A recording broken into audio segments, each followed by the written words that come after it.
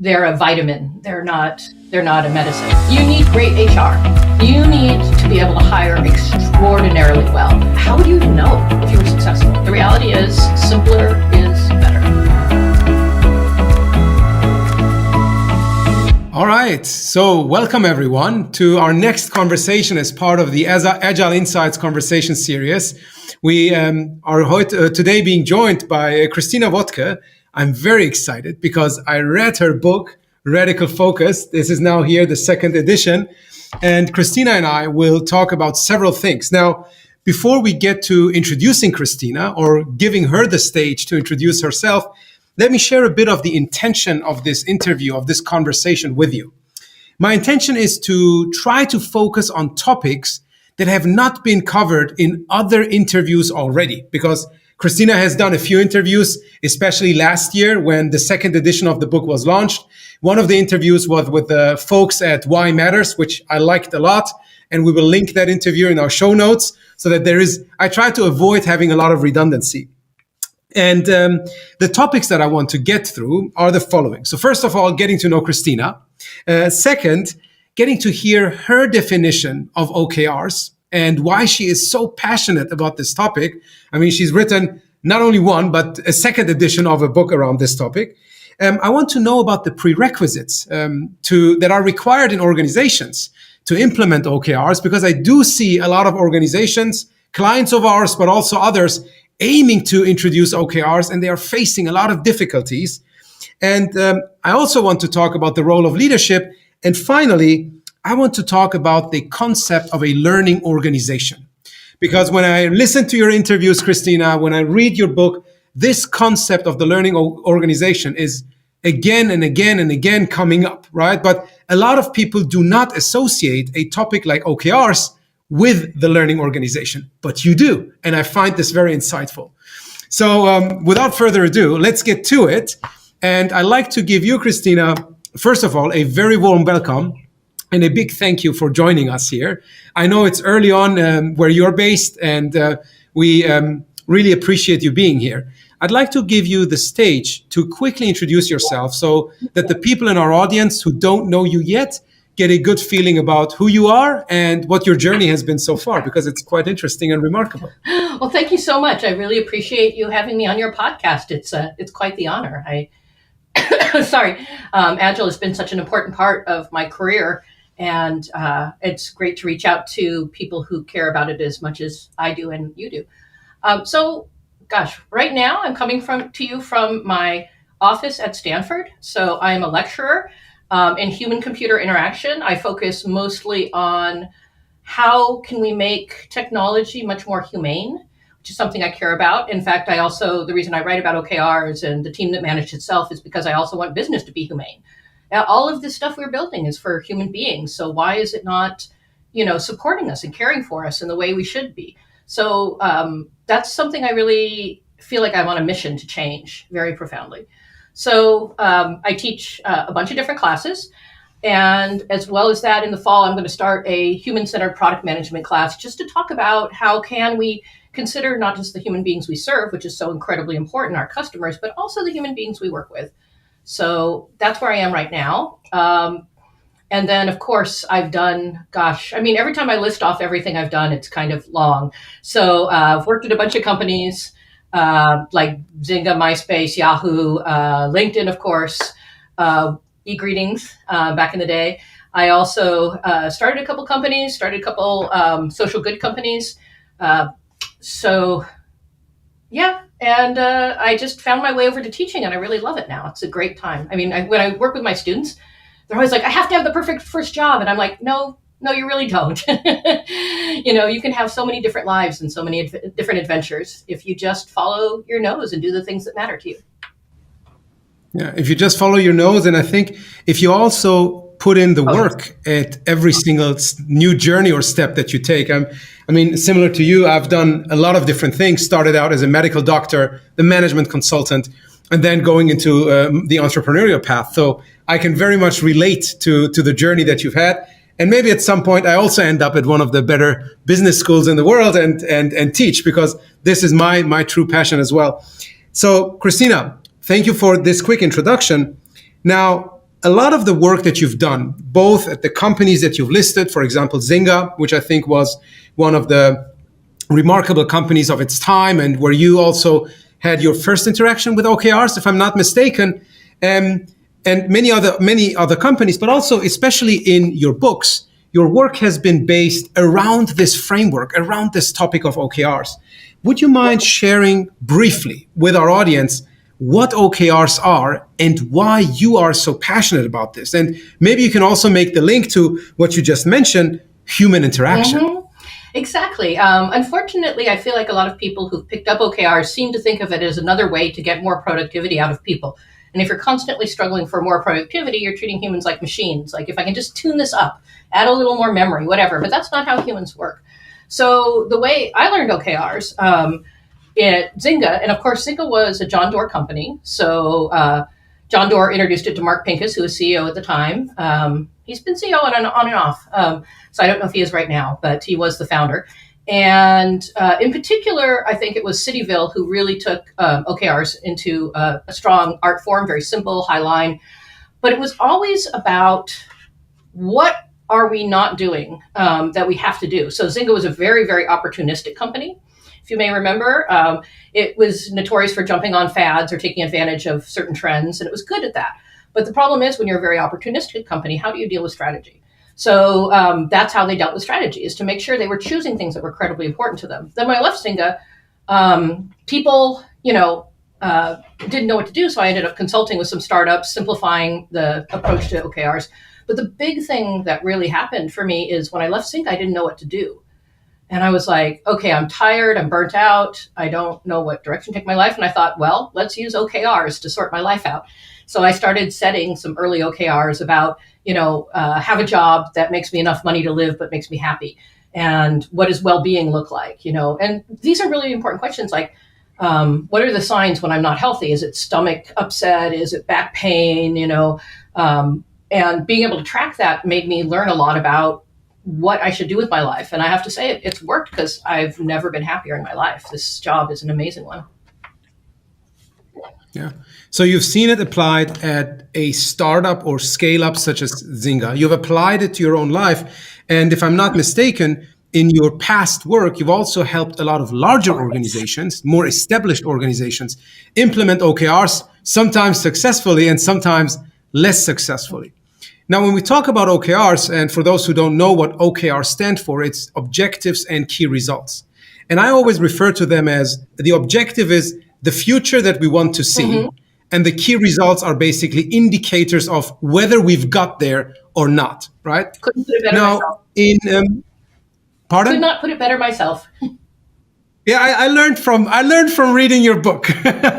So, and now what I always see, that organizations that have issues at many places, right? They're not necessarily agile, which usually also means that they struggle with innovating all sorts of innovation, be it product or business model innovation, whatever, that they think that OKRs can be a quick fix to a lot of their problems.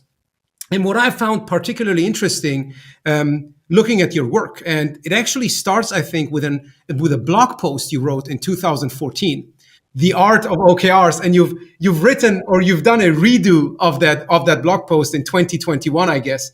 And even then, in that short blog post, you already name some of the prerequisites of OKRs. But I believe that too few people have put in the work before implementing OKRs to read even that blog post, let alone this book. And I want to share a quote out of this book and then use that as a trigger for a conversation with you. And that quote is not even from you. It's in the foreword from Marty Kagan. And it's the following: "Unfortunately, what too many people don't realize is that this particular technique," referring to OKRs, "depends on a culture of empowerment. Mm-hmm. It emerged from companies that already had this culture of empowerment." And when I hear you speak also in other podcasts, you emphasize this a lot, that empowerment is a prerequisite. And I would like to dive into this topic with you. First of all, understand how you define empowerment, to what extent empowerment needs to be in place before we can start it with OKRs, and also to what extent OKRs can help us to get to a culture of more empowerment? Yeah. Well, I wouldn't say OKRs are a fix for getting empowerment. And I don't think they're a fix. I don't think they're a fix for a lot of things except maybe the shiny object syndrome. But I would say they're how I have this wonderful friend, Ed Batista, and he always says, they're a vitamin. They're not a medicine, So what you want to do is get the company healthy first, and then OKRs can make you even healthier and stronger and better. So I always think that prerequisites, oh my gosh. I feel like you should be agile, you should be lean, and you should probably look at Alex Osterwalder's work around business models, just because there's a new way of working. And this new way of working has been noticed by Marty, of course, and several others, including Jeff Patton. And I've started referring to it as nimble. These are people who are working lean, working agile. They're constantly have an endless cycle with their customers, using continuous discovery. And those are the people that OKRs work really well about. But to have this a nimble kind of team, then what are you going to do? You have to have the ability to let them chase things down. You can't micromanage them. As a CEO or a general manager, you just cannot micromanage them. So you have to empower them. And this is when the OKRs are really useful because of the way OKRs are set. They don't tell you what to build. They just say, this is the result I would like. And so you hand it to your nimble team and say, okay, we're going to check in later and let me know what's going on. And that person who's setting it up, the boss, they can check in every week in the Monday check-ins, or they can check in every 2 weeks or whatever. It doesn't matter, because if you've hired well and your team is working really well, they'll just take this promise and make things happen for you. And that really is the dream, because you cannot scale your company if you can't scale yourself. And the only way to scale yourself is to be able to trust your teams and trust your managers, right? So, and part of that really is about psychological safety, because if you hand these people OKRs and they're constantly saying, should we do this? Should we do this? That means they're scared. They're afraid if they make a bad choice, then they're going to be fired, right? Or they're going to lose a bonus. And that means you haven't done the work to say, I really do trust you. Let me show you, by turning things around. And I work a lot with C-level folks saying, how can we shift your conversation with people to being more along the lines of, should we do this? And then you can say, well, what do you think? What are the pros and cons? And just listen to them. And then let them talk their way into an answer. And then you just go, okay, that sounds good. Let me know how it goes. This constant giving away of power and taking away the punitive parts of management is just, that's the only way people are going to be comfortable doing anything. And that will set your smartest, most amazing employees on fire. They'll get so excited. It's like their baby, this thing they're making happen. And that's what you want. You want motivation. You want the carrot, not the stick. Yeah. So what I like about the sequence that you've just walked us through is you've connected so many of the topics that I have had the pleasure of talking to people about it, like Marty's work around empowerment and leadership and coaching, Teresa Torres' work around product discovery, right? Jeff Patton's work around product management or product ownership in general. A lot of these things, and psychological safety as an additional concept, and you've tied all of that together, basically stating that if you don't have all of these, OKRs are not going to be a fix for the problems that you're seeing in the organization. And I love that analogy, of course, being a medical doctor, of OKRs being a vitamin and not a medicine. I will never forget that one, which is great. Now, help me understand one thing. When you say that these things are prerequisites to some extent, empowerment and discovery and agility and being nimble, as you mentioned, what would you recommend to organizations, especially larger organizations, right, that do not have a culture of empowerment, a culture of innovation, a culture of whatever, like great leadership? When they approach you and say, hey, Christina, you've written this excellent book, right? We want OKRs. What do you do with them? I think we have conversations to start with. And I'm sure that's where we start. We ask questions. I want to know more about why do they want OKRs? What are they hoping to get from it? What are they struggling with right now? What is their industry? Is it even an industry that can be nimble, right? So it's really important to understand yourself, your company culture, your company psychology, because OKRs aren't really for everybody. Sometimes it's better just to have some KPIs that you're monitoring and move more slowly. At which point I might say, it's possible OKRs only belong in part of your company. Usually every company has some groups that would benefit from it. Usually, sometimes it's R&D, sometimes it's a new product development, sometimes it's a fast growing product within them. But I really encourage companies not to put it out on everyone, because it never goes well. I would say that almost nobody comes to me and says, "Hey, Christina, we read your book and we're going to try it." They come to me and say, "Christina, I read your book and we've been doing it completely wrong and it's a mess and it's a disaster and nobody wants to do OKRs anymore." And so, same with Agile. Same with Agile. Yeah, exactly. So at which point we have to talk about, and they've always done the same thing. They've always tried to do it for the whole company. So pilots. I always want to start with their high-performing teams. They always want to start with a bad team. They're like, "Oh, OKRs will fix them." And I'm like, nope. We're going to take somebody who's already really good, who really understands the company, who exemplifies what you're all about, and we're going to start off with them. We're going to explain it to them, and they're usually very excited to try it out, because the good teams always are looking for ways to be better. And they're the ones who will start noticing where it doesn't fit into the culture, it doesn't fit in the timeline. So they become the team that figures out how to take the best practices and turn them into something the company can actually use. I usually have to help them not pre-edit too much, because sometimes people get this sense of doom and they're like, that won't work. And I'm like, let's just try it. Just try it for a couple weeks. We can reconsider, try it for this, quarter. We'll see where it takes us. And at that point, you usually have a good sense of what's going to work and what's not going to work. And then you roll it out really slowly. And we always start with multidisciplinary product teams, the nimble teams. But because there's a lot of teams that just should never get it. It's ridiculous. I was talking to one company and they had a 2-person team that was people management. And they're like, "We have no idea what our OKRs are." And I was like, "That's because you don't own any of your time. You're running around like crazy people trying to stay on top of everything. You should not do OKRs. It will just make you sad because you'll never be able to achieve it." And I think that's one of the big dangers that people don't think about, is some groups just are going to be depressed by trying OKRs and failing. And so a slower rollout will help you understand OKRs, and then you yourselves can get smarter about who should use them and who shouldn't. You don't want me to be hanging out forever, which I can't anyway. I've got classes to teach. So I always go in thinking, how can I get out of there as fast as possible? And the answer is, you've got to understand what OKRs mean for you. Yeah, no, I absolutely agree. Now, what you mentioned earlier, and I made a note for myself, because when I talk about self-organization or self-management, which is very close, it's one of the prerequisites or one of the outcomes also of hopefully most agile frameworks, I always say that self-management, self-organization requires certain constraints. Because if there are no constraints, you'll end up with chaos or anarchy. And the teams that do not have any constraints, as you mentioned, they're like, okay, what should we working on? And constraints can be like defining who your target customer is going to be so that you can build something for them. Constraints can be the strategy that you set out as an organization. You're like, all right, do something that delivers towards the strategy.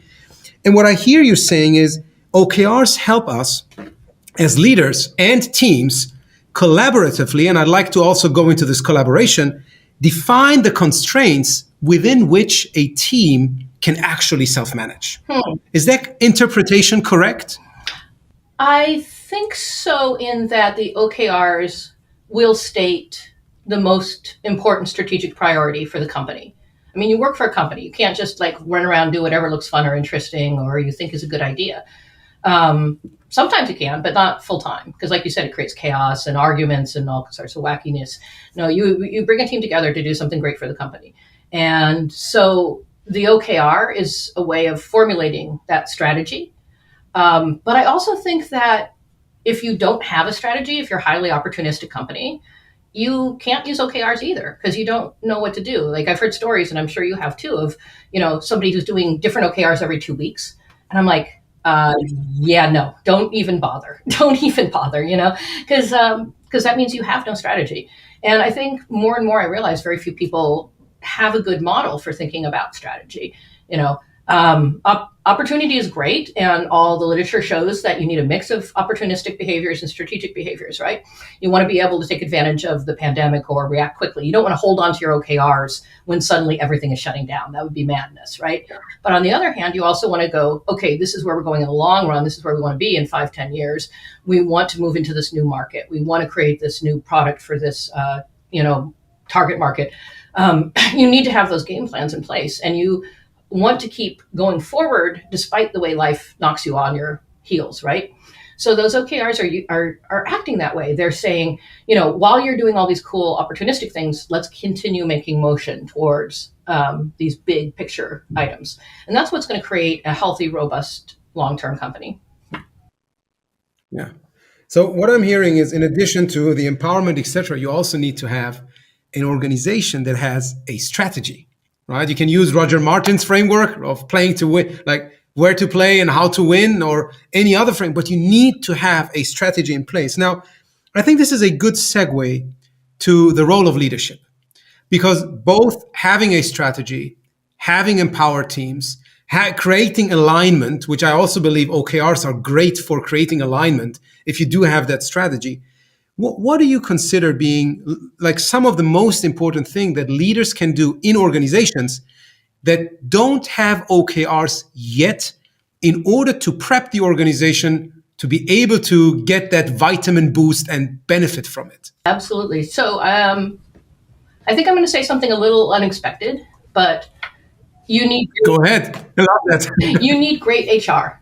You need to be able to hire extraordinarily well. It is the most overlooked and absolutely most critical thing you can do. You need those, a combination of A and B players, to be honest. It's like Moneyball, which thank goodness got everybody excited, which is you don't just need A players. You need a combination, a team of all sorts of different people who can bring stability to the group as well as agility to the group. So in this case, a lot of times we just hire a HR person and don't think about it again. And if you're a CEO, if you're a leader, you need someone who really, really understands what you're trying to accomplish, understands the strategy of the company, understands the culture of the company, and can hire terrific people and can enable fast firing. I think Patty McCord did so much good work to make people realize this is critical. And sort of the way growth hacking reinvented marketing, I think HR is definitely the next one that's going to be reinvented, because people are everything. And if you have the wrong people, you can't use OKRs either. So as a manager, you have to ask yourself, do I have the kind of people who are going to let me do extraordinary things? And I'm working with some people in areas where hiring is really, really hard. And that's the other thing, is if you can't, I'm lucky, I'm in the Silicon Valley. When I was in industry, I could hire an amazing person. You just had to find them, just had to talk to enough people to find that person. But if you're somewhere where you don't have such a good market, you're going to have to start learning how to grow people, right? You've got somebody with a lot of potential, but they have bad habits. You have to learn how to have conversations about conflict and let them know why their behavior is not serving them and help them get stronger. You have to be able to do fit and move somebody into a job where they're going to be successful. You have to demote them if you've made a mistake. And these are things people hate to do. They hate to do this because it's conflict and it's scary and it's emotional, but it's the thing that's going to let you have a company capable of doing great things. So I would say that it's really critical as a leader, both for you to get good at interpersonal dynamics and get really good at management, and then make sure every single one of your managers is good at it too. And they should be able to create psychological safety. They should be able to empower people. They should be able to coach their people. I just heard a wonderful interview with Adam Grant and the CEO of Microsoft, and he was like, it's about the managers. They have to care. You have to feel cared for. You have to coach people. You have to grow them.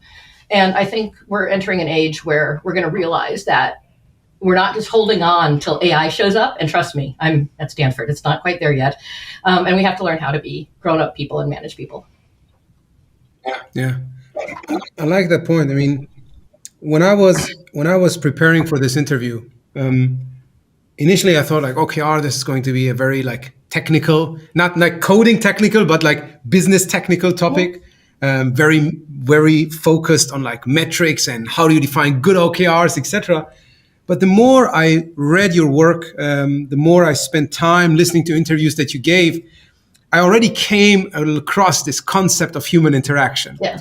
I didn't phrase it this way. You did it right at the beginning of our conversation today. And what you just mentioned, everything in the role of leadership is create the environment for this human interaction to become better, right? Yeah. Help people to learn how to deal with conflict. And in your book or in one of the interviews, you mentioned your not love, but how you also like Patrick Lencioni's work of the 5 dysfunctions of a team, right? And you took some, I think, inspiration from him writing that fable. And in his book, it's all about this human interaction. If you look at the 5 different levels of that pyramid, it's all about like psychological safety or trust in his case, then dealing with conflict, being able to do commitments, holding people accountable. This is human interaction, and ultimately collectively achieving results. And this becomes the work of the manager first and foremost. And once they hire great people, the people chip in, right? They support that journey of a team that then hopefully manages itself. Now, you mentioned earlier one particular symptom of organizations that implement OKRs but are not ready for it yet. And that was frustration and voicing basically, hey, Christina, we've tried it. It doesn't work. What other symptoms, and this is now the medical doctor in me speaking, what other symptoms do you see in organizations that are not ready for OKRs, but they desperately try to do it? So a classic one is mixing up output thinking and outcome thinking. So a lot of people, even before that, a lot of people don't even know what their metrics are, which I was shocked by because I've been in Silicon Valley for so long. But the rest of the world, like they do things and they make enough money, but they don't always know what works and why it works and how it works. And you mentioned earlier about OKRs being powerful for learning, and I definitely believe that. So people will be like, okay, here's our OKRs, what's going wrong? And it says, objective, which is usually fine, sometimes a little grim. But the KRs are like, launch this thing and do this thing and talk to this person. And I'm like, no, that's your task list. That's your to-do list. So I have to talk them through this way of thinking, which is, if it went as well as you hoped, what would this thing do? What are the signs out there in the world that you were being effective? And so changing to more of a metrics way of thinking is really important. And I don't think that the human side and the number side are at war. In fact, I think they work beautifully together. So if you want to make something inspiring happening, how would you even know if you were successful? How do you know what actually works? So often I have to talk to them about instrumenting, Sometimes it's just that they don't have it at all. But other times it comes back to that the leader isn't ready to trust people. So he's still putting stuff in there. That's things that he wants them to do. And sometimes there's just stuff that's almost impossible to measure. And it's going to take a little while to figure it out. Again, things like the people ops people or customer service. People rush in to try to put metrics on customer service. And we get the famous story, which is you had to serve a certain number of people. That's a beautiful metric. And so the way the call center was dealing with that is they would hang up on people. Look, hi, we've got you. Okay, hang up. Just because that way they could hit the number of calls they needed to get their bonuses. So it's not enough to say, okay, we're going to find numbers for everything. You have to find the right numbers. And that takes time. Yeah.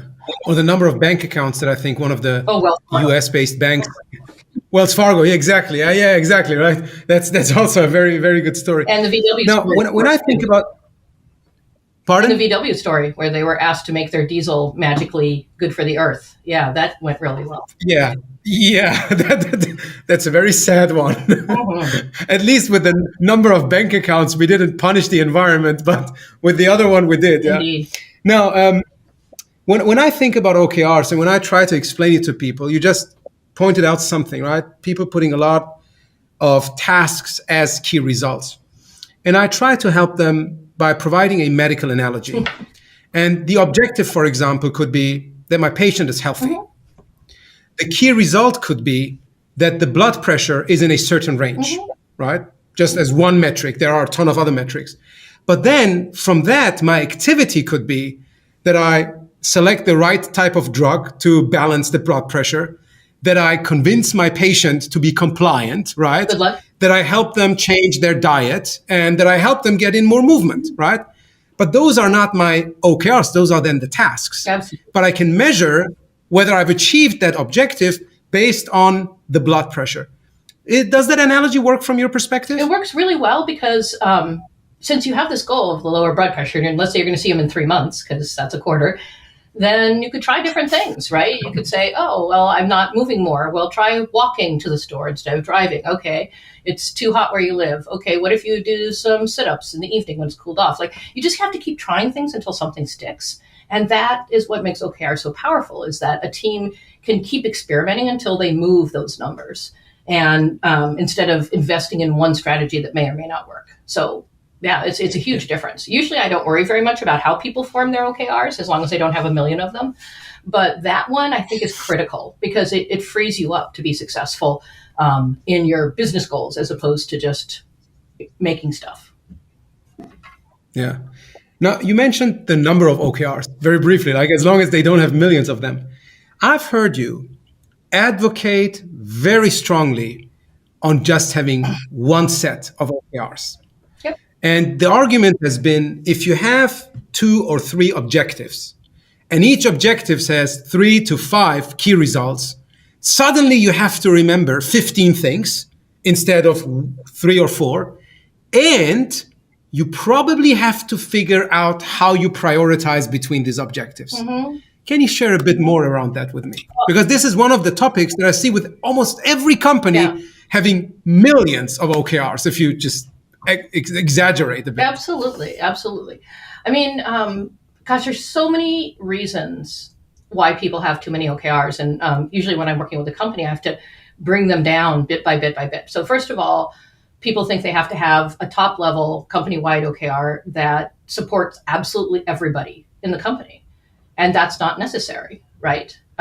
You just need the single most important strategic thing for the company. So that's one thing. OKRs aren't something that every single person wants or needs. In fact, when I've told groups that were struggling with OKRs that aren't suited to it, what if you didn't have any? They're like, oh, I'm so relieved. So here is the boss thinking, I'm being so nice, making sure everybody's covered. And it's like, no, actually, some people just want to hold things at a steady state, right? Sometimes people just want to grow slowly. You don't have to do that. So let's get rid of OKRs that are about tons of different people. And then we can get down to the next level, which is you're probably doing lots of things. But what's the most important thing to happen this quarter? You want to think about sequencing, because if you're doing, you have a limited resources. That's true of everybody. Everybody has limited resources, right? Doesn't matter if you have 200 people or 10 people. You don't have enough to do everything. So then you have to ask yourself, are there dependencies? Do I want to work on making sure I have retention right before I start going on an advertising blitz? So those are the natural ways to spread them out. I encourage managers to look across all 4 quarters, even if you're not going to do all your key results, at least kind of know what you want to focus on each quarter. So remember that you have time.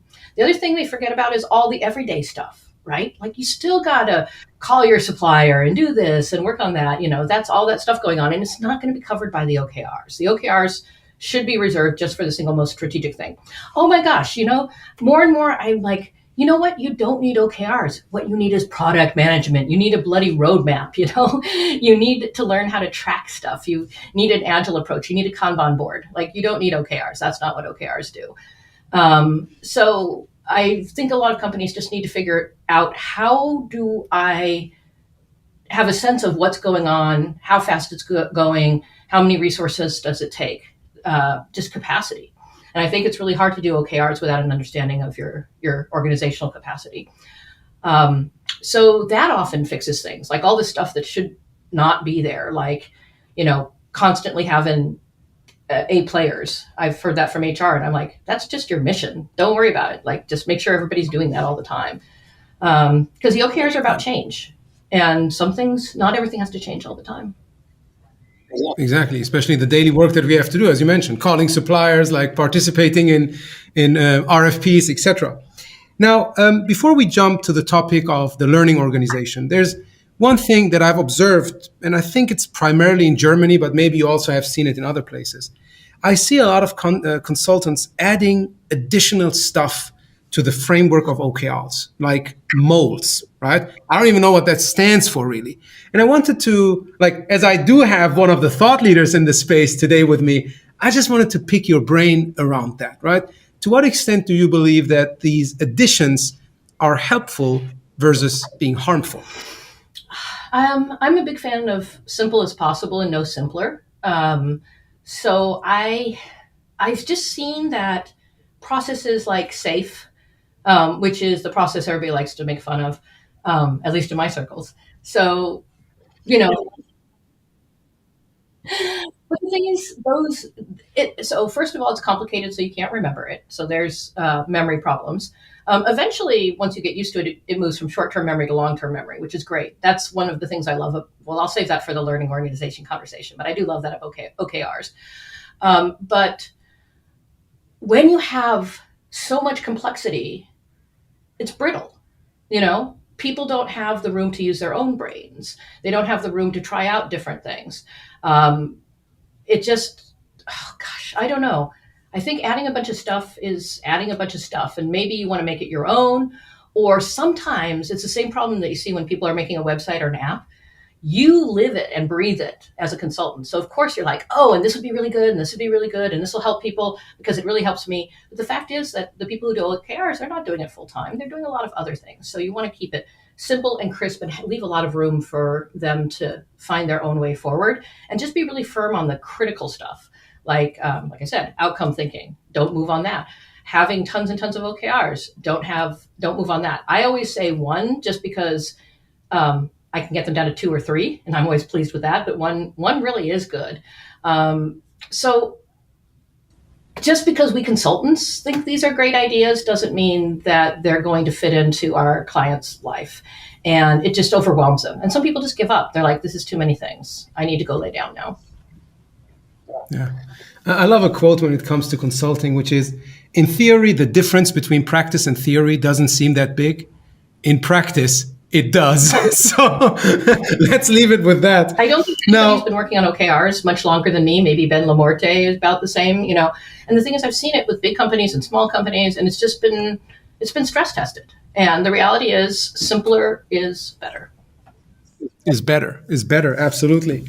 And when you think about the origin of OKRs being Intel and then Google making it a bit bigger, but those organizations kept it, as far as I know, very, very simple, especially if you read Andy Grove's work around that topic and then John Doerr. It's great. Now, moving to the final topic, the learning organization. I know, or I've been always connecting agility to, which is for me, empiricism, the scientific process, frequently and systematically reducing uncertainty in terms of your customers, your products, and of course, your organization. And the reduction of uncertainty is always learning, right? Now, you connect OKRs to the learning organization. Walk us through how you do that. Oh, definitely. No problem. So here's the thing. OKRs, unlike other goal-setting methodologies or systems like SMART goals and KPIs, actually does have a little bit of a methodology around it, right? On Mondays, you say, what are we going to do towards our OKRs? On Friday, we celebrate our wins. It's tiny, but it makes a huge difference. And what's interesting is when I started teaching, I went deeper and deeper into learning science. And so now I have tons of data that, looking back on OKRs, I'm like, this is why they work so well. Oh my gosh. So first of all, at the beginning, you say, okay, we think we can do this. So that's prediction. That's a classic learning technique where you try to predict what's possible and then you find out. And this does make deeper grooves in the neurons, or whatever you want to talk about. It makes you remember it. So you're setting your OKRs, and that's like, okay, this is what we think we can do. Then every single Monday, we're trying things, right? And every next Monday, we're going, okay, this didn't work, but we're going to try this. That's learning. The other thing is, every single week you talk about your OKRs, which means you're moving them from the short-term memory, which can't hold much, to the long-term memory, which actually has, as far as we know, unlimited capacity, because you are reinforcing the paths between the neurons and you're getting the memory deeper and deeper into our head. So in the first month, you're like, I can't remember that third KR. What was it? And by the end, you're like, oh, I just live retention. That's what I do, and I know what numbers matter, and I know why they matter, and I know what I should be doing. And that's what I talk about when I talk about learning, not that moment just of, oh, we tried that and that didn't work, or we tried that, that did work. It's more about, I really understand what makes people be willing to sign up, or I really understand what this market cares about, because you constantly stay within that theme, understanding all the bits and pieces that are around it.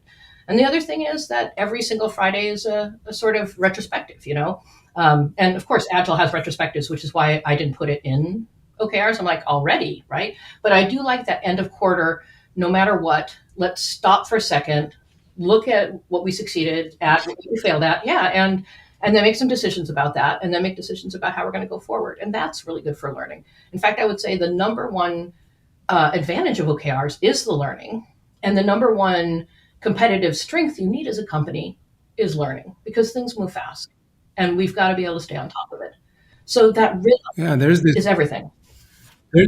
There's this presentation from Gary Hamel where he talks about that knowledge is becoming a commodity. So the only thing that's going to be a competitive advantage is the pace at which you create new knowledge, right? And I like how you now connected OKRs to the learning organization, because you learn on one dimension, which is you become better at setting OKRs. You become better at making predictions, and having predictability in your business, especially if you're dealing with multiple stakeholders, is always a benefit. It builds trust. It gives you even more empowerment and all of that. But you also mentioned that through the repetition and through the experimentation to get to a certain outcome, you build a deep understanding of, be it your customer needs or a way to get retention and all of that. And I love how that connects really, really well with the learning organization and everything that I've been teaching. Now, absolutely, I want to be mindful of your time, because you've been so gracious with us, sharing your perspectives with us. And I want to close with a quick summary of what we have covered. I've been taking notes while you were speaking. And the first thing you mentioned, and which I believe could be the overall theme of this, is human interaction and how important that is, especially going forward. More and more of the work is going to be done by humans collaborating collectively and building great products and services and delivering those things to their customers. You also mentioned that OKRs should help us understand what we are not doing, but what would be interesting. And in the fable you share here, right, the conversations between Hannah and Jack, Hannah is all about, oh, we should be doing this, we should be doing this, and Jack completely forgets about those things. And by the way, I was rooting for Hannah all the time because I saw so much of me in her, which was fascinating. Wonderful. Then you mentioned, which is for me the quote of today as a medical doctor: OKRs are a vitamin, not a medicine. Thank you for that. And all the prerequisites that we need to have in place, and how leadership is really responsible for initially creating the environment for then being able to implement OKRs. Yes. And we close with the topic of the learning organization, where OKRs help us through the repetition, but also through really focusing on hitting certain goals and experimenting and getting there. I want to close with another quote from this book. It's also, in this case, from the introduction. Doesn't mean that I haven't read more than that. I've read about Hannah and Jack and all of that. I'm getting jealous. But similar to the previous one that I shared, this is for those that are willing to put in the effort to embrace a culture of empowerment. I think you will love this book. It will inspire you and get you started on your journey. And I couldn't have said it better. Oh. Really, everyone who wants to embark on this journey, and I believe this is a very powerful framework, and you've put it so nicely together, especially with the fable at the beginning. I just couldn't let the book go out of my hands. I want to thank you for the work that you've done, how you've shared your knowledge with all of us, not being in the Silicon Valley, and how you also shared your time with us today, Christina. Absolutely. Thank you so much. And I will be in Hamburg at Mind the Product Hamburg. If you want to go deeper, I'll be doing a workshop on OKR. So if this take is interesting to any of your listeners, that would be amazing. And absolutely. We will link it below our show notes. Yeah, definitely. And if anybody wants to reach out for more one-on-one time, I'm open to that as well. So thank you so much. Thank you, Christina. All right, everyone, thank you for participating live. Everybody else, you can see this soon online. Bye, Christina. Bye, everyone. Bye. Thank you so much.